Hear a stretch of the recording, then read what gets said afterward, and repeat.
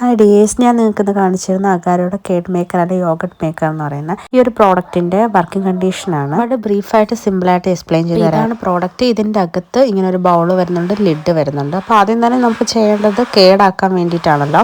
ഞാൻ 1/2 ലിറ്റർ മിൽക്കാണ് കേട്ടോ എടുത്തേക്കുന്നത്. മിൽക്ക് നല്ല തിളപ്പിച്ച് ചെറുതായിട്ടൊന്ന് ആറിയത്, അതായത് ഒരുപാട് ചൂടും ആവാൻ പാടില്ല, തണുപ്പും ആവാത്ത ഒരു മീഡിയം ചൂടോടെയാണ് നമ്മൾ ഈ സംഭവം ചെയ്യേണ്ടത്. 1/2 ലിറ്റർ മിൽക്ക് എടുത്താലും 1 ലിറ്റർ മിൽക്ക് എടുത്താലും 2 സ്പൂണ് നമ്മൾ കേടാണ് കേട്ടോ ആഡ് ചെയ്ത് കൊടുക്കുന്നത്.